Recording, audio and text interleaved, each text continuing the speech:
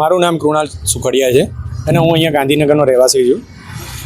અડાલજ ખાતે અડાલજ હાઈવે પર શ્રી ટવકાની ચેહરધામ આ મંદિર આવેલું છે અને છેલ્લા 25 વર્ષથી અહીંયા લોકોની આસ્થાનું પ્રતીક બની રહ્યું છે. આ મંદિરનું મહત્ત્વ એટલું છે કે અહીંયા કોઈ નિરાશ થઈને પાછું જતું નથી.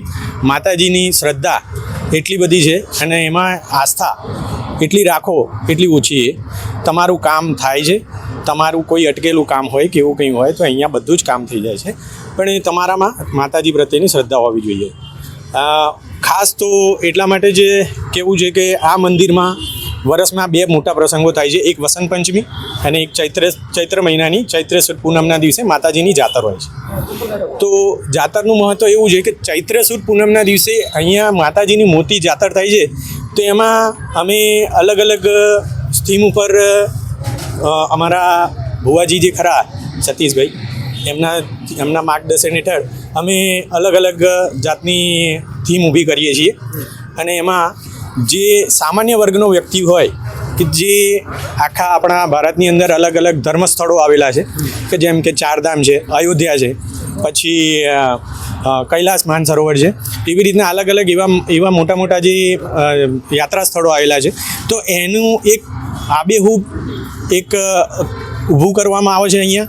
અને એના એક જે સામાન્ય વર્ગનો વ્યક્તિ હોય કે જે આ લાભ ના લઈ શકતો હોય, કે જેના પાસે એવી કોઈ વ્યવસ્થા જ ના હોય, કે જે આવી કોઈ યાત્રાઓ કરી ના શકતો હોય, તો એના માટેનું એક આયોજન અહીંયા કોઈ પણ જાતના ચાર્જ વગર, કોઈ જાતનું, ફક્ત તમારી શ્રદ્ધા, તમારી આસ્થા હોવી જોઈએ. તમારે અહીંયા આ જગ્યાએ પૂરી થાય છે.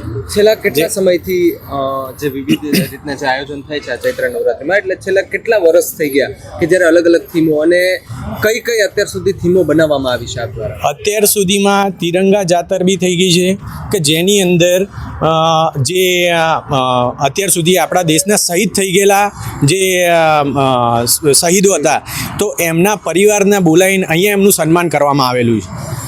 એના સિવાય ભારત પ્રત્યેનું અલગ અલગ એમના જે લાગણી છે એ લાગણીને લગતું અહીંયા દરેક જાતના અલગ અલગ આપણે તમે જોઈ શકો છો કે અલગ અલગ પ્રકારના બધા અલગ અલગ ટેબલો ઊભા કરેલા છે અને અહીંયા એમનું આસ્થાનું એક પ્રતીક બનાવેલું છે.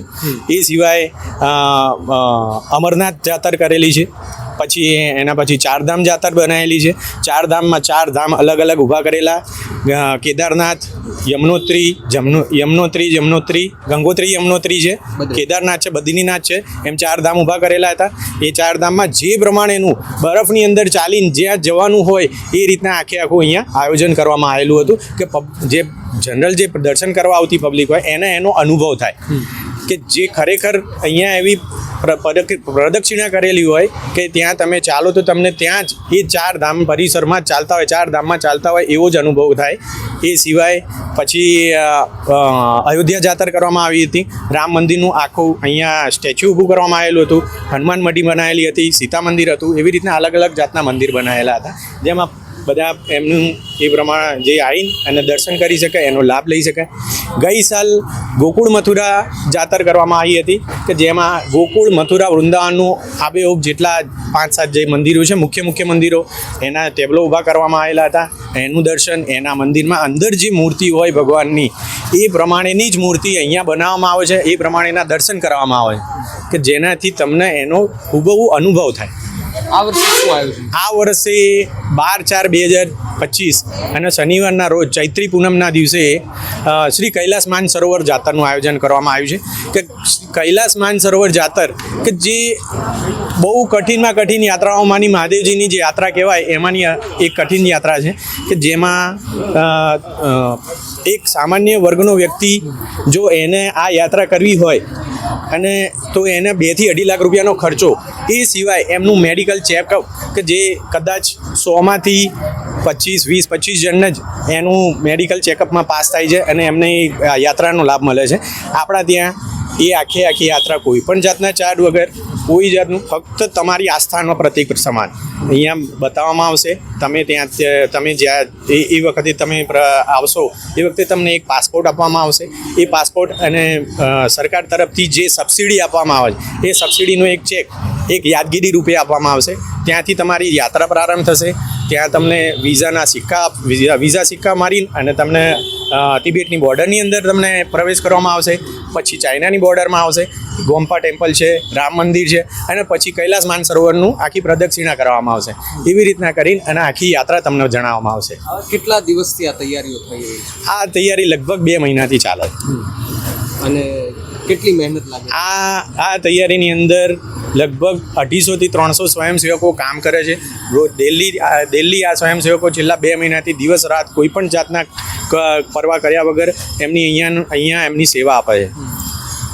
એટલે આ એક અત્યાર સુધીના આટલા ઇતિહાસમાં, અમારા આ મંદિરના ઇતિહાસમાં સૌથી મોટામાં મોટી યાત્રા, સૌથી મોટામાં મોટી જાતર કે જેમાં માતાજીનું એક રાત્રે એમનું બેઠક બી હોય છે અને એમના આશીર્વાદ લેવા માટે બી અમે બધા આવીએ છીએ.